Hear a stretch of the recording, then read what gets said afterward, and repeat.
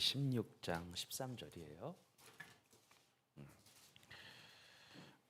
찾으신 줄 알고 구약 19쪽입니다. 16장 13절 한 절입니다. 우리 크게 읽겠습니다. 시작. 하갈이 자기에게 이르신 여호와 이름을 나를 살피시는 하나님이라 하였으니 이는 내가 어떻게 여기서 나를 살피시는 하나님을 배웠는고 함이라. 아멘. 한번 크게 읽어볼까요? 시작. 나를 살피시는 하나님을 배웠노라 라고 하는 제목으로 말씀을 잠깐 나눌게요. 성경을 보게 되면 하나님의 성품을 알 수가 있는데 하나님의 성품, 하나님의 성질, 하나님의 성향은 참 다양한 것을 알 수가 있습니다. 하나님 여러 가지 성품을 갖고 계세요. 그런데 이 성품 중에 어느 것 하나 안 좋은 성품이 없어요. 다 좋은 성품만 갖고 계신데 그중 하나가 뭐냐면 자존하시는 하나님이에요. 여러분, 하늘과 땅 사이에 스스로 존재하시는 유일한 분이 여러분과 제가 믿고 있는 하나님이십니다. 누군가에 만들어진 존재가 아니라 하나님은 스스로 계신 분이다. I am that I, 우리가 많이 들었죠. 또 하나님은 무의 소유를 창조하신 창조주 하나님이시죠. 하늘과 땅 사이 가운데 하나님의 말씀으로 짓지 않은 것이 없습니다. 그것도 말씀의 선포만으로 다 지으셨어요.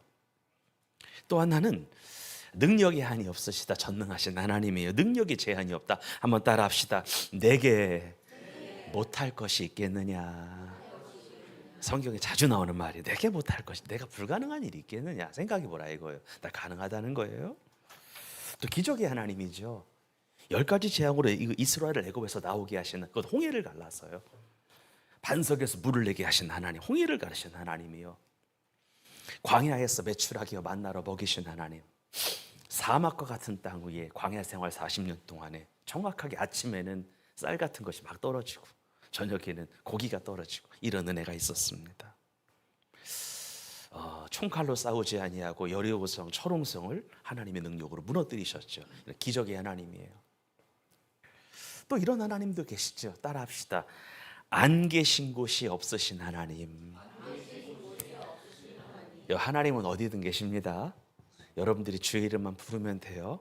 교회만 계신 거 아니에요. 교회는 하나님의 이름이 있는 곳이고 어디든 계십니다. 하늘과 땅에 충만하세요. 그러니까 내가 주의 신을 떠나 어디로 가겠습니까?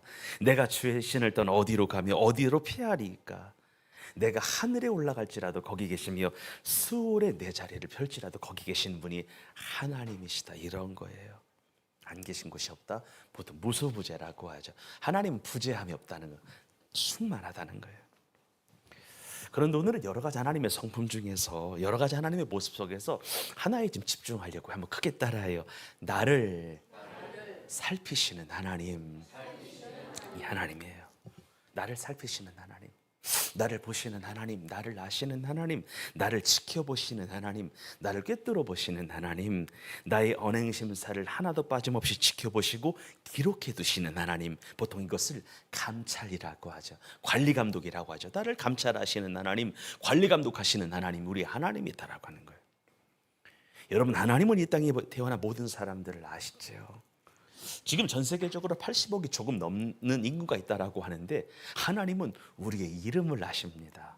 80억 넘는 인구의 이름을 아신다. 아멘 합시다. 놀라운 일이에요. 이름을 아신다. 하나님은 또 그 사람의 체격을 아신다. 체질을 아신다. 체형을 아신다. 혈액형을 아신다. 그래서 하나님은 내 체질을 아셔서 내 몸의 상태를 아시죠. 내 몸의 건강한 부분이 어딘가를 아시고 연약한 부분이 어딘가를 아시죠. 강점이 무엇이고 약점이 무엇이고 잘하는 게 뭐고 못하는 게 뭐고 하나님은 아신다.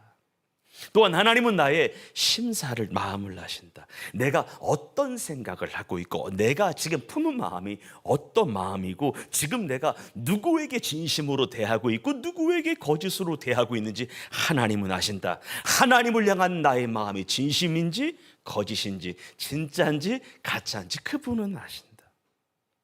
그리고 하나님은 이런 분이에요. 내가 무엇을 두려워하는지 아신다는 거예요. 이게 중요해요. 무엇을 두려워하는지 아신다. 하나님은 우리가 무엇 때문에 힘들어하는지 아신다. 무엇 때문에 괴로워하는지 아신다. 무엇 때문에 살고 싶은지도 아시고 무엇 때문에 살기 싫은지도 아신다는 거예요. 그러면서 하나님은 우리의 모든 것들을 다 기록하신다라고 성경이 말했는데, 역대하 16장 9절의 말씀을 크게 읽어보겠습니다. 시작. 여호와의 눈은 온 땅을 두루 감찰하사 전심으로 자기에게 향하는 자들을 위하여 능력을 베푸시나니. 아멘이시죠.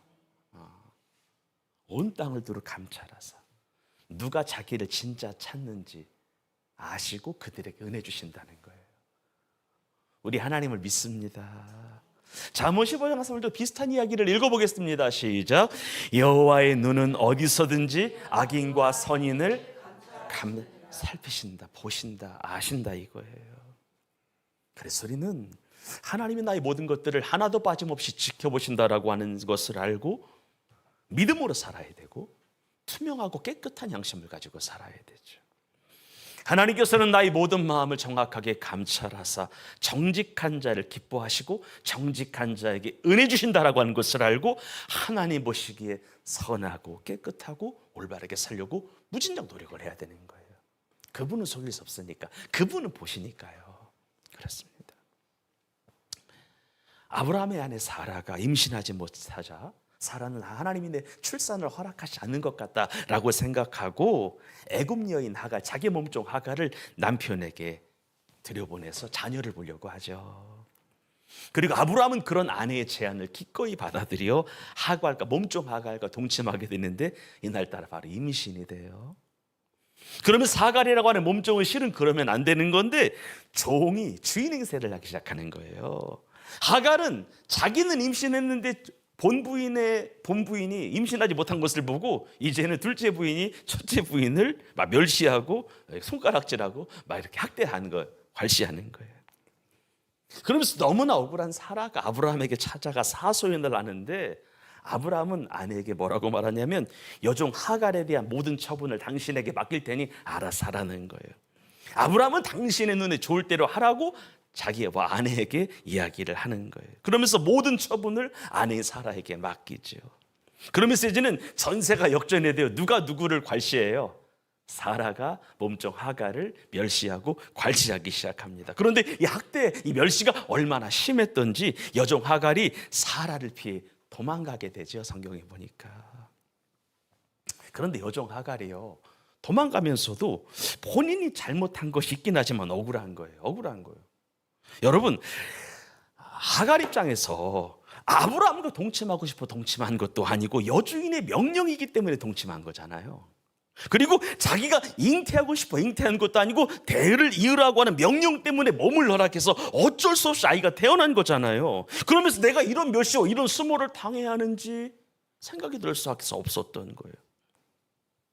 그럼 하갈이 여주인을 피하여 도망 나와 하염없이 눈물을 흘리며 광야 술길까지 걸어가게 되는 것을 보게 됩니다.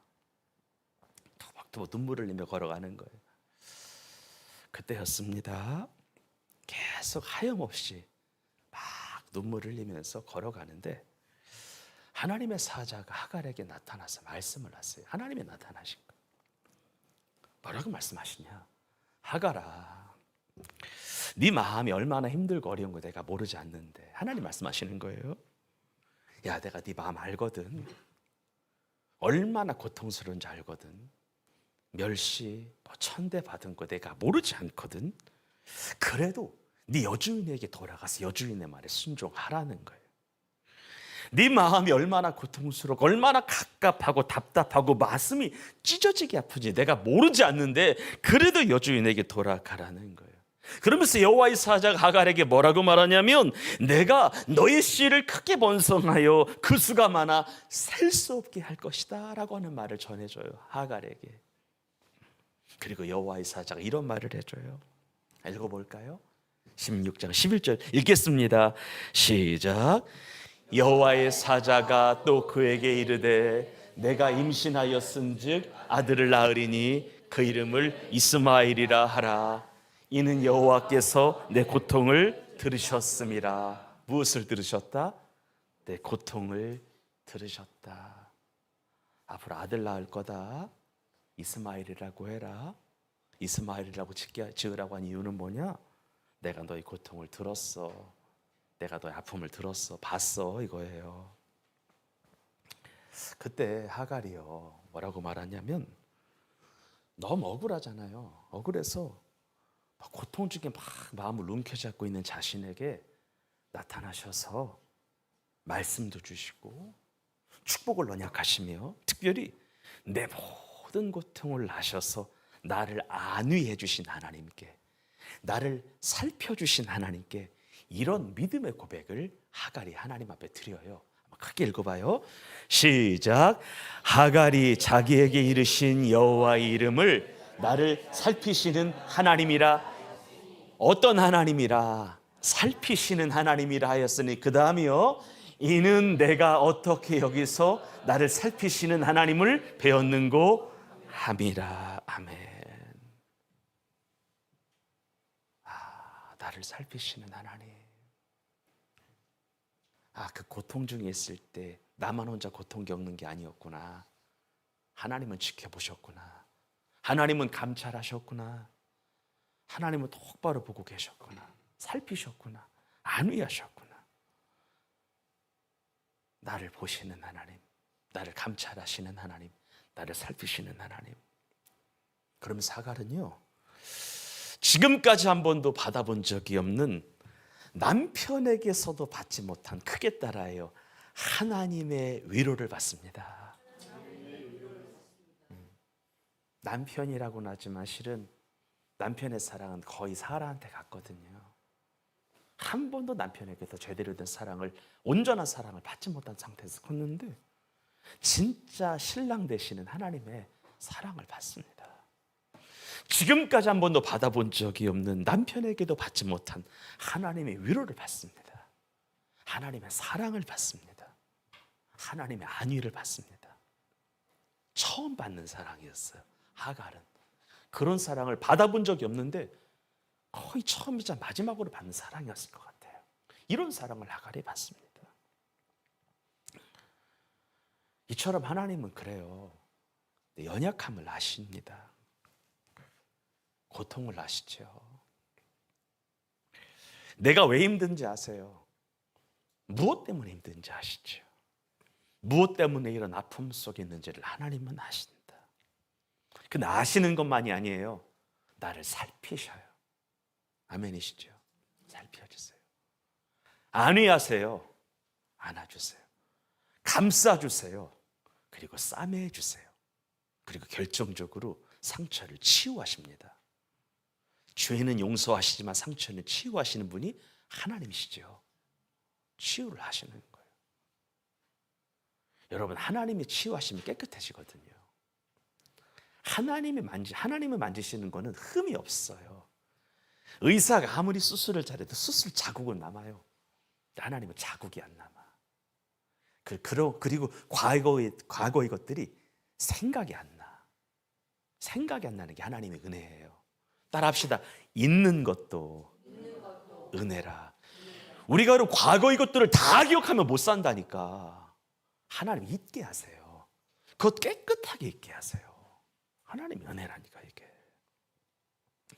예수님이 공생애를 시작하는데 제일 먼저 한 일이 제자를 모으는 일이었죠. 그래서 처음 예수님은 안드레와 요한을 부르세요. 그리고 나서 안드레는 자기 형제 베드로를 부르고요, 요한은 자기 형제 야고보를 불러서 예수님에게 데리고 오잖아요. 그리고 그 다음날 예수님은 유대에서 갈릴리로 가려고 길을 나시던 중에 빌립이라고 하는 사람을 만나게 돼요. 그리고 예수님은 빌립에게 어떤 다른 말도 하지 않으시고 나를 따르라고 하셨는데 빌립은 이 말씀을 믿음으로 받습니다. 주의 말씀에 대하여 어떤 의심도 하지 아니하고 왜 그러냐고 되묻지 아니하고 예수 그리스도를 믿습니다. 주님의 길을 걸어갑니다. 그러니까 예수님의 말 한마디에 빌립이 마음이 움직여지고 예수님을 믿게 되고 예수님의 제자가 된 거예요.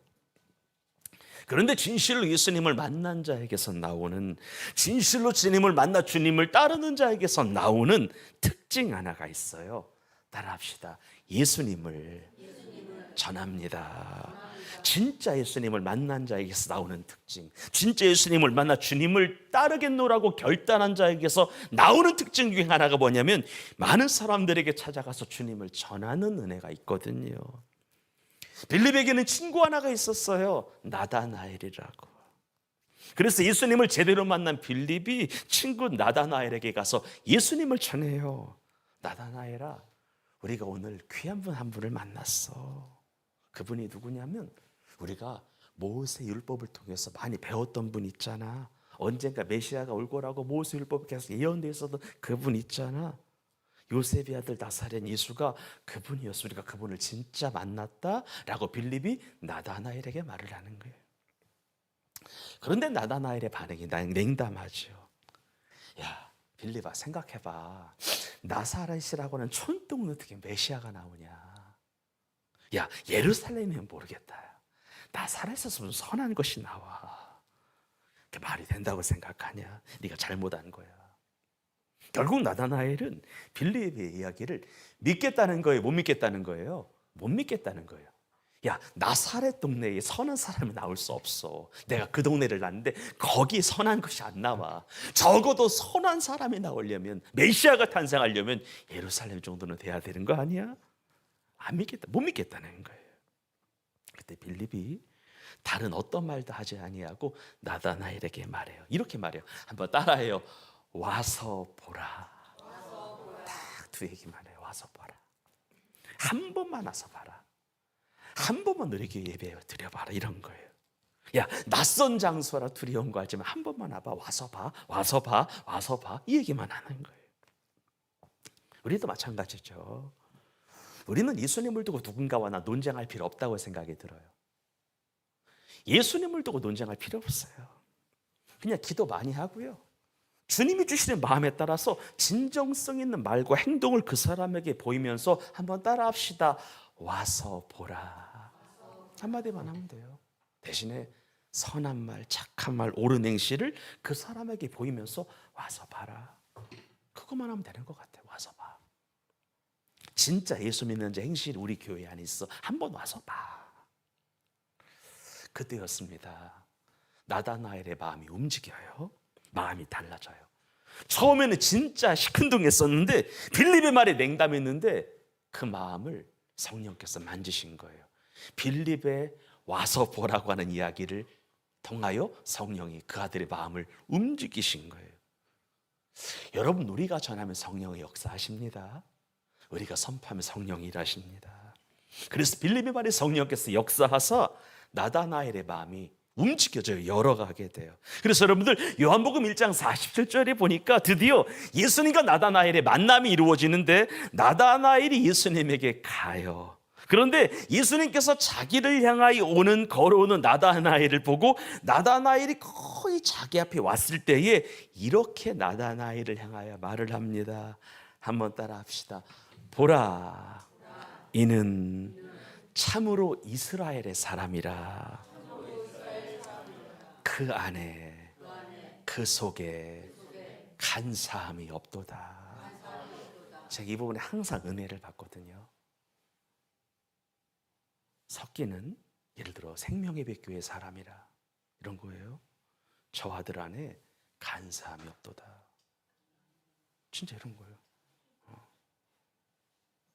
우리 사랑하는 지수, 저 딸 안에 간사함이 없도다. 우리 사랑하는 일서평지 있죠. 오늘 독감 낫고 있는 중이죠. 네. 하나님 오늘 낫게 하실 줄 믿습니다. 진짜예요. 간사함이 없다. 여러분, 간사함이 없다는 게 뭐예요? 속임수가 없다는 거잖아. 트릭 안 쓴다는 거잖아. 누군가를 속이려 하지 않는다는 거잖아. 누군가에게 거짓말하지 않는다는 거잖아. 위선이 없다는 거예요. 겉과 속이 똑같다는 거예요. 마음의 생각과 드러나는 생각이 같다는 거예요. 속 생각과 바깥으로 나가는 것이 똑같다는 거예요. 마음과 말과 행동이 거의 일치한다는 거예요. 보라, 나다나엘은 진짜 이스라엘의 사람이다. 저 아들 안에, 현숙이 안에, 노민정 집사 안에 간사함이 없어. 그러면서 나다나엘이 한 번도 자신을 본 적이 없는데 자신에 대하여 말하는 예수님을 보면서 놀라서 말해요. 예수님에게 묻는 거예요. 여러분, 나다나엘이 한 번도 예수님을 한 번이라도 봤다면 그럴 수 있는데 예수님은 나다나엘을 한 번도 본 적이 없었거든. 지금까지. 그날 처음 본 거예요. 그래서 나다나엘 예수님께 되묻는 거야. 예수님, 어떻게 나를 아십니까? 저를 한 번도 보신 적이 없는데 어떻게 저를 아세요? 저는 오늘 예수님을 처음 뵙고 저도 예수님을 처음 뵀는데 예수님도 저를 오늘 처음 보는 건데 어떻게 저를 아십니까? 그때 예수님이 나다나엘에게 말하죠. 나다나엘아, 빌립이 와서 보라고 하면서 너를 부르기 전에 네가 무화과 나무 아래에 있는 거 내가 알고 있다, 보았다라고 하시는 거예요. 빌립이 너 부르기 전에 내가 어디 있었는지 안다 이거야. 빌립이 너 부르기 전에 너 무화과 나무 아래에 있었지? 나 이미 봤다. 그때 나다나엘에게 제 느낌상 성령 임재가 순간적으로 확 온 것 같아요. 여러분, 주님이 덮게 되면 오금이 저희될 때가 있을 때가 있어요. 정말로 하나님의 은혜를 순간적으로 확 주잖아요. 이게 전율 같은 게 있거든요. 다 알고 계셨네 이거예요. 순간 나다나엘에게 어떤 감동이 온 거예요. 그래서 나다나엘이 주님께 고백을 해요. 한번 따라해요. 랍비여, 스승님이여, 당신은 하나님의 아들이십니다. 이스라엘의 임금이십니다. 나다나엘이 누구를 발견한 거예요? 예수님을 발견한 거예요. 진짜 참 임금 되신 예수님, 하나님이시면서 하나님의 아들이신 그 하나님을 본 거예요. 그날. 여러분, 지금 우리는요, 나다나엘 공부하려는 거 아니고요, 나다나엘을 살펴보겠다는 거 아니고요, 나를 아시는 하나님, 나를 살피시는 하나님 얘기하다 여기까지 오는 건데, 여러분, 하나님은 나의 모든 것들을 아심을 믿으십시오. 권면해요. 나의 속을 아신다. 속사람을 아신다. 중심을 아신다. 여러분들이 하나님 얼마나 많이 사랑하는지 하나님 아십니다. 여러분의 중심 아십니다. 내가 얼마나 하나님과 가까워지고 싶은지 하나님 아신다. 내가 하나님의 뜻대로 살고 싶은지 아신다. 내가 얼마나 하나님 의지하고 싶은지 아신다. 얼마나 내가 예배하고 싶은지 아신다. 아신다는 거예요. 누가 알려주지 않아도 하나님은 아신다. 속에 있는 거 아신다. 어떤 성격인지도 아신다. 무슨 생각을 하고 있는지 아신다. 믿음이 있는지도 아신다. 하는 거예요. 요한복음 4장을 보게 되면 수가성 여인이 나와요. 그런데 수가성의 여인이 본인에게 나타나신 예수님을 메시아로, 그리스도로, 하나님의 아들로 받아들인 이유가 있잖아요, 여러분들. 본인에게 나타나신 예수님을 내 마음의 주인으로 모신 이유가 있어요. 왜 자기 앞에 나타나신 예수님을 메시아로 받아들였을까? 본문을 보면 그냥 그런 마음이 와요. 한번 따라해요. 나의 과거를 아셨기 때문에, 정확하게 하셨기 때문에. 근데 이 과거가 어떤 과거였냐? 드러내고 싶은 과거, 숨기고 싶은 과거, 숨기고 싶은 과거였다는 거예요. 이 수가성 여인이 남편 5을 바꿨잖아요.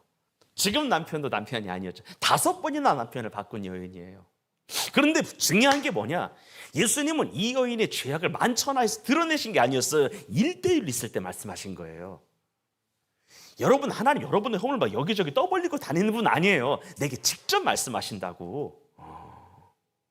그러면서 어떤 마음이 온 거냐면, 예수님에게는 숨길 수 있는 것이 없구나가 느껴지고요.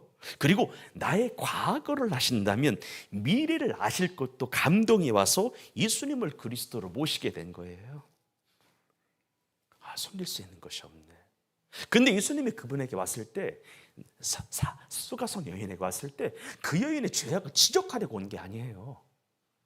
회개케 하여 구원에 이르게 하려고 그 여인에게 온 것을 여러분 믿으시기를 바랍니다. 예수님은 들쑤시는 분이 아니에요. 치유하시는 분이지.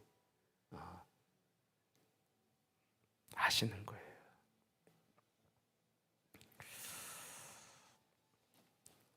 마지막으로 하나. 다윗이라고 하는 사람이 있죠. 이스라엘의 두 번째 왕. 이 사람은 왕이 될 수 없는 사람이에요. 실은 평생 목동으로 살았어요. 근데 그런 그가 왕이 됐거든요. 여러분, 하나님께서 사무엘 선지자에게 감동을 줬잖아. 야, 이세의 아들 중에 이세의 아들 중에 한 명을 내가 왕으로 예선했으니까 이세의 집에 찾아가서 내가 감동을 준 그 사람에게 기름 부어서 이스라엘의 두 번째 왕으로 삼으라. 그래서 사무엘은 이세라고 하는 아버지 집에 간 거예요. 그런데 여러분들, 이세는 사무엘 선지자 앞에 자기 아들을 선보일 때에 다윗은 선보였어요? 선보이지 않았어요? 선보이지 않았어요. 왜냐하면 이세의 막내 아들이었거든. 이런 거예요. 설마 하나님이 막내 아들을 왕으로 예선했으려고 아예 그에게는 사무엘 앞에 선보일 기회조차 안 준 거잖아요, 여러분들. 근데 하나님은 이세가 사무엘 앞에 아들을 데리고 오면서 첫째 아들도 선보였을 때 하나님은 아니다. 둘째 아들도 아니다. 결국은 왕이 될 수 없는 사람이었어요. 선보이지 않았어요. 그런데 그럼에도 불구하고 하나님께서 다윗을 왕으로 예선하신 이유가 뭐예요? 왜 그랬을까요? 딱 한 가지입니다. 속마음이 괜찮았어요. 다윗의 속마음이 괜찮은 것을 넘어서서 하나님의 마음과 일치했어요. 그의 중심이 정말로 좋았어요. 그의 중심이 선했어요. 다윗의 중심이, 순전함이, 정직함이, 다윗의 성실이 하나님과 맞았어요. 합이 맞았다는 거예요. 이런 거예요. 누가 보든 보지 않든, 누가 알아주건 알아주지 않건, 누가 인정하건 인정하지 않건 하나님을 사랑하는 다윗의 마음, 하나님의 뜻대로 살려고 하는 다윗의 마음을 하나님이 아셨기 때문이에요. 누가 보든 보지 않든 성실하게, 누가 알아주건 알아주지 않건 예배의 자리를 지키고, 누가 박수를 쳐주건 박수 쳐주건 기도하고, 내 자리를 지키고 내 믿음으로 내가 서야지라고 하는 거룩하고 선한 부담감을 가지고 기도하고 성실하게 살려고 애쓰며 하나님 안에 걸리고 무진장 몸부림치는, 아무도 안 보이는 자리에서도 그런 삶을 살아간 거예요. 근데 누구는 보신 거예요? 하나님은 정확하게 보신 거예요. 어떻게 해서든지 하나님의 말씀대로, 어떻게 해서든지 주의 뜻대로 살려고 하는 그 마음을 보신 거예요. 그래서 성령이 그 아들에게 기름 부어 이스라엘의 왕으로 선정을 하신 겁니다. 결론 맺겠습니다. 여러분, 그렇습니다. 사람은 몰라도 하나님은 아시죠. 사람은 속일 수 있어도 하나님은 속일 수 없어요. 하나님은 나의 모든 것들을 아세요. 나의 중심을 아세요. 나의 마음을 아세요. 그래서 여러분들, 하나님 앞에 잘 사시기를 주의 이름으로 축원합니다. 사람은 다 속일 수 있어요. 그래서 위선자가 될 수는 있어요. 그런데 하나님은 아셔요. 잘한 것도 아시고 잘못한 것도 아세요. 한 주간의 삶을 살아갈 때에 하나님은 살피시는 것을 기억하고, 하나님은 내 인생을 감찰하셔서 나의 모든 것들을 헤아리시는 분인 기억하고,